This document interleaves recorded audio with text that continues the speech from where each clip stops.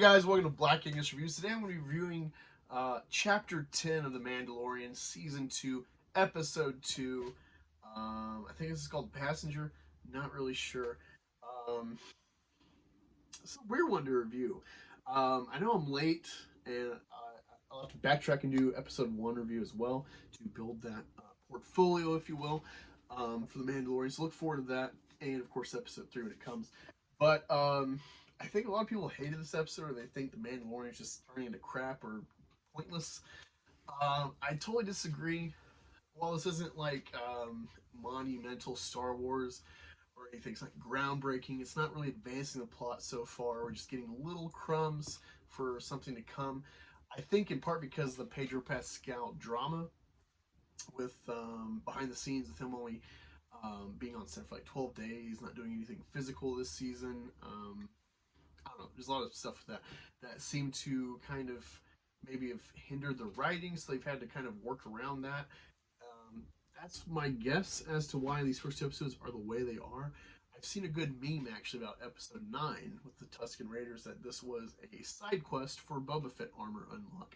And I can kind of see that, but that has its own charm actually, because I feel that these first couple episodes of The Mandalorian, they're not falling prey to the hype.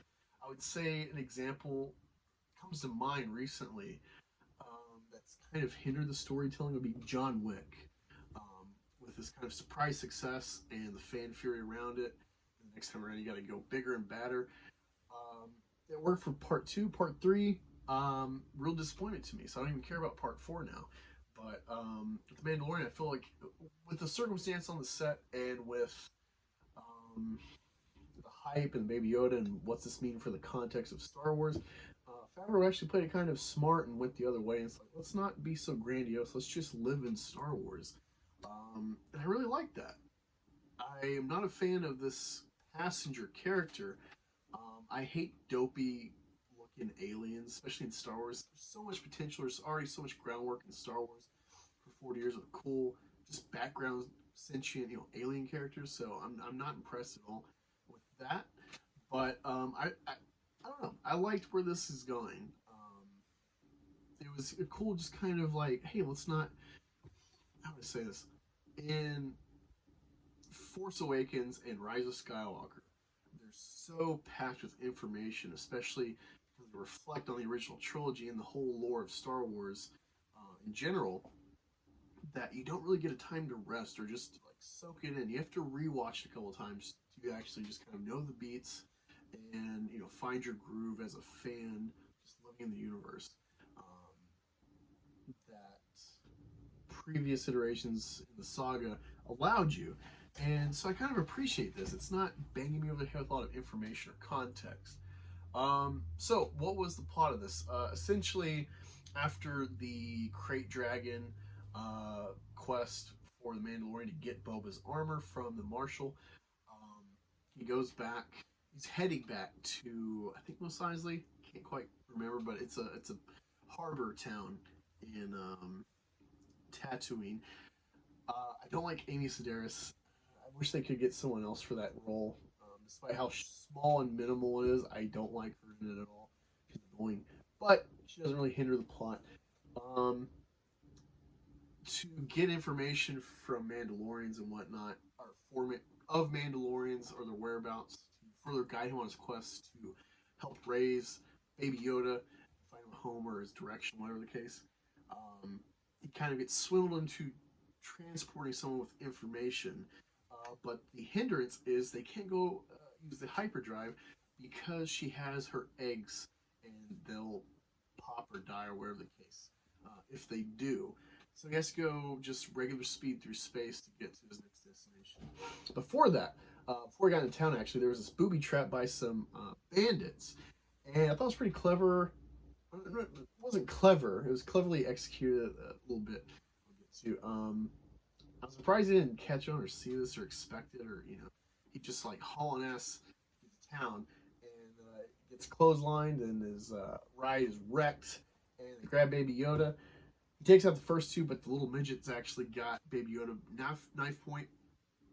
So he trades off his jetpack to get Baby Yoda back. Much to the the chagrin of the bandit because he gets wrecked and killed by the Mandalorian using remote control on his jetpack. And I kind of like that little physical humor between him and Baby Yoda. Baby Yoda just kind of like, wow, you did that with his expression. Um, Not necessarily shocked, just like, wow, you did that. And the Mandalorian's just like, oh, that's funny. I like that physical humor and that delivery because it's like Bane, but worse because you don't get any expression from him. It's all got to be physical delivery and how like his tone looks physically. So Favreau has really directed this well, or produced it, and whoever did this episode directed it well. And that happens. You get swung into hauling this frog lady with her eggs to get fertilized. It's the last spawn she can have. To carry on her family line with her husband on this planet. So he's stuck with them.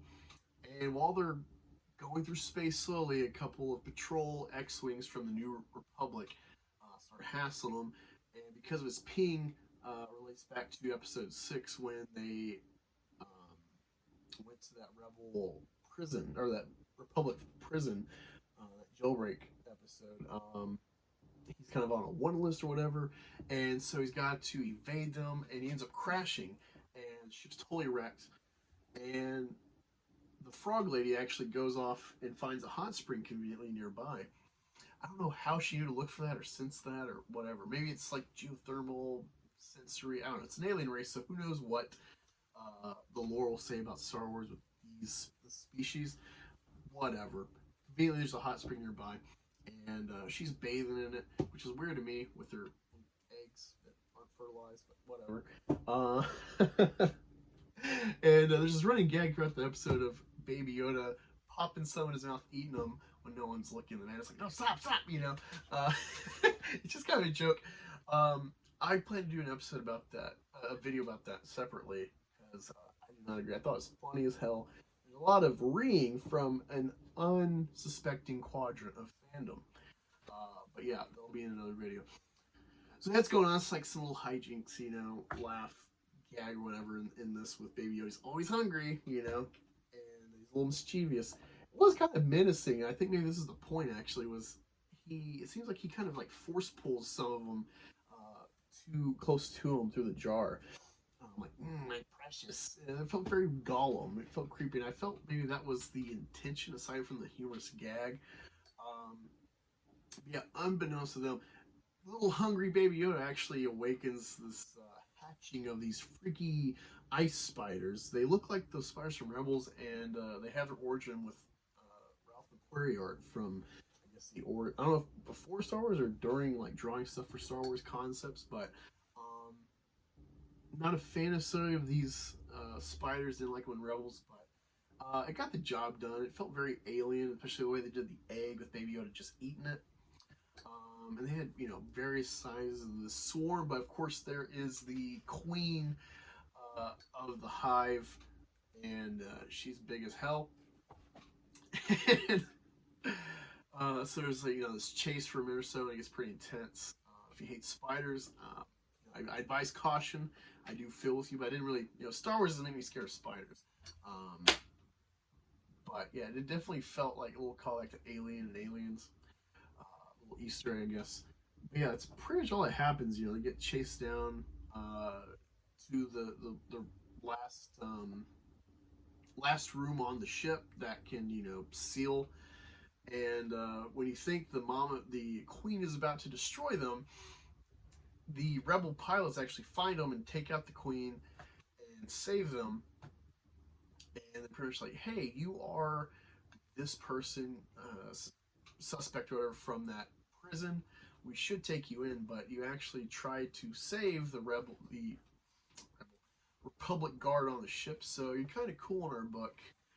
And he's like, well, how about if I give you the money for those bounties and we fix my ship? And they're pretty much like, how about you just go fuck yourself? And they take off and leave him, you don't know, maybe for dead, given the wreckage of that of the ship. Holes all through it. What a bunch of dicks. Fuck the New Republic. They don't give a shit. It's funny though, Dave Filoni actually reprises his pilot role, and there's I don't know, some fat Asian, I guess, that's a director or some famous guy. I don't know who he is. So yeah, that was Episode 10 of The Mandalorian, not groundbreaking, didn't advance the plot much, but to me, it was enjoyable for what it was. I'm not one of those people that will say, like, oh, it just subverted your expectations or to check your expectations. I don't buy that shit. If you didn't like it, then, like, that's you. There's a reason you have expectations. You've seen a season of this show. You're probably a fan of the saga of Star Wars, or at least parts of it. Um, so there are definitely expectations that made you sub in the first place. Don't check those. If anything, let let Lucasfilm know where they hit the bar, where they didn't, and maybe they'll adjust to get enough feedback. But I don't know. I do think people should learn to just enjoy things for what they are. I think this is the best. Whatever the show becomes, wherever it really goes, I think this is the best you can expect from Disney, uh, being the owner and creator, creative team for Star Wars. Um, yeah, I don't know. I enjoyed it. What did you think? How did you feel? What plot points you liked or hated? Did you like the Easter eggs to Alien and whatnot? Um, Whatever the case, let me know in the comments below. Thank you for joining. Be sure to like, share, subscribe, help this channel grow, and stay tuned for Mando episode 3 of season 2 review, Friday or Saturday. Thank you for joining. Talk to you all next time.